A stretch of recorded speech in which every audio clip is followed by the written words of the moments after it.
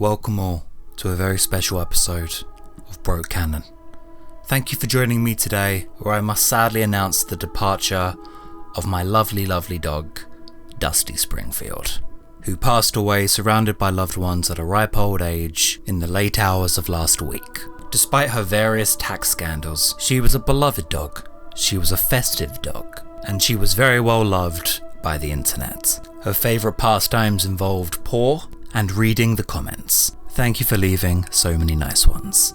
And in her honour, I thought, how do I apply this to my incredibly niche and insular Doctor Who web series? Well, I can't really. Apart from the big cheese, there's really not many dogs in this verse. Like a disappointing amount of dogs. Why can't we meet the famous dogs of history? Toto, Lassie, Beethoven, Napoleon's dog.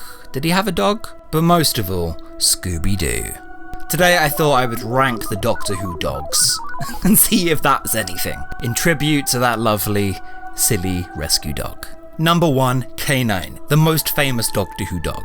Some versions are capable of friendship, some versions are capable of warfare and espionage, but all of them are capable of snobbery. You see, K9, he's a good boy technically, but that's because his programming dictates he must be. A good dog is a dog that can humiliate themselves. K9 may be a convenient trundling plot device with an inbuilt stun gun, but these are none of the features I look for in man's best friend. Look, I have a dog to feel better than something. It happens very rarely. A smirking supercomputer that can beat me at chess is the exact opposite of that feeling. Pros: algorithmically loyal. Also a good guard dog. Cons? You can't take him anywhere with a bad terrain. He's very fragile, and he also might run for office. Bad dog. Then there's Leaky from Image of the Fendahl. Owned by Adam Colby, this dog discovered a dead body, setting the plot into motion. Without Leaky, how could Doctor Who have ever saved the day? He then does nothing else in the story. Then there's Fifi, Helen A's pet dog. It's an alien dog, but we take those. Seen in the Happiness Patrol and also terrorising the streets of EastEnders, this thing was rat nasty, and that's why Ace decided to blow it to pieces. Prisoner Zero took the form of Barney Collins whilst he was in a coma. Guy was dreaming about walking his dog, so that's a good owner. Being a Rottweiler shoots you right up my score list. Packs of dog were common and wild in the 22nd century during the Dalek occupation of Earth. Bad dog. Oh, Rose! Rose, come to mummy. Come on. A parallel pup from Pete's World. Is that technically a bad wolf? According to the wiki, there has been at least one dog companion called Butch. Sadly, this is from a 1966 annual story, so his fate remains unknown. I hope someone remembered to feed him. Cybermen love dogs. They turn them into cybermats, cyber dogs, cyber shades, cyber wolves? There's a million good uses for dog parts. Man's best friend to the end.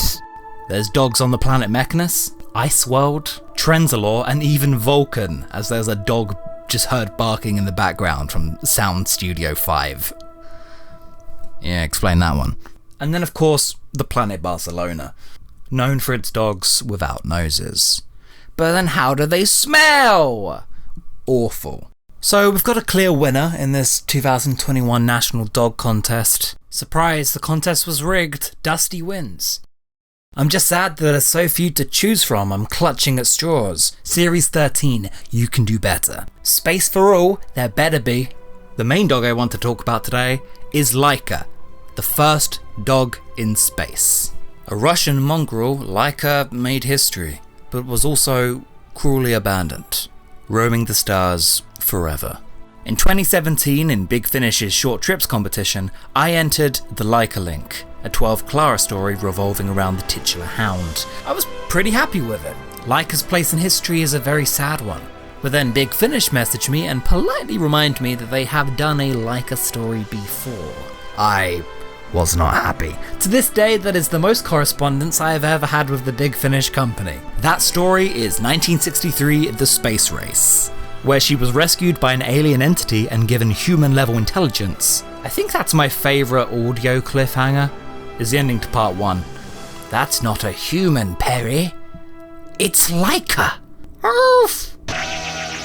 And if that wasn't enough of a spoiler, may I just tell you now that Laika is the main villain of this piece. You were the chosen one! Oh my god, that's better than anything I could have written. But that's not all. She also gets a mention in the book Alien Bodies, where the Third Doctor and Sarah Jane laid her to rest on the planet Questia. Simultaneously, the Doctor lands on a planet of dog people in The Good Doctor and just states that they were descended from Laika. That's a pretty big leap to make. When even Laika the space dog has many contradictory fates in the Whoniverse, I think your canon's gone out the window a long time ago. Man, just make her a companion already. Matrix, fact number 2, please. Doctor Who has a comic strip. That might not come as a surprise for a series that talks extensively about Doctor Who comic strips, but I mean in universe. Steady on, Metal Mickey. Way inferior? You must be mistaking us for someone else. I'm the Quantum Hurricane, the blazing supernova, a chrononaut from the planet Galahad in the system of Caragactus. I'm the Time Surgeon, and this is my assistant, Nurse Kara. My diagnosis: you're running out of time. A steampunk hipster 12th Doctor with tattoos and piercings. Did somebody peek at my Christmas list? But you see, this is not the Doctor. This is the Time Surgeon. From a very popular comic run that takes influence from the Doctor's life and all records of him and his battles. The Doctor and Clara first discover this comic in a battle against the Boneless, a story that resolves itself by the Doctor becoming one with a comic book, a favourite pastime of Titan Comics. Comic books save the day. Yeah, right, of course they do. But 12, predictably, is not impressed. Not because his likeness has been stolen, not because he's not getting paid royalties, or that his secret is blown. No, he just thinks it's inaccurate. So, in the story Invasion of the Mind Morphs, the 12th Doctor invites the comic book artist and the comic book writer into the TARDIS for adventures to see how it really is. Because if anything, more of this confidential information should be out there in the public. Good idea, Doctor Who. Do you want a Linda situation? Because that's how you get a Linda situation.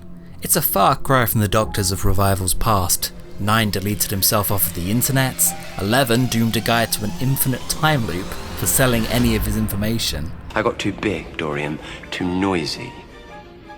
Time to step back into the shadows. But no, 12's all over it. He's more so giving notes. The fact that comic book creators have the Doctor arrive on their doorstep and give them access to all time and space, totally not artist self-inserts, means that the bar is lower than ever. Where was Elton's invite onto the TARDIS? What did Clive get for his troubles? Shot in the face. But then, the 12th Doctor was never really concerned about a low profile, meaning that now the Doctor is a famous pop culture icon. It would make sense, he is best friends with Doctor Strange and Spider-Man, but when I'm watching his episodes back, it just tickles me. Do none of these university students read comics? Did Clara give clearance for using her likeness? Wouldn't 12 be able to remember Clara's face from said comic? How do UNIT feel about all of this breach in confidentiality? What are these feelings that Steampunk About is bringing out of me? The questions are positively limitless. And I know he's all over our history, our mythology and our culture, but not, this literally. At least he's usually called Loki or Father Christmas or something. Not battling Deathroids and the Minister. I would read The Time Surgeon in a heartbeat. Sonny and Val get a couple travels in the TARDIS before eventually being dropped back on Earth to continue their work, where presumably a unit SWAT team was on them in seconds. Weird story. And fact number 3. Oh, what's this? Something's trying to come through. In my courtroom trial? No, it can't be.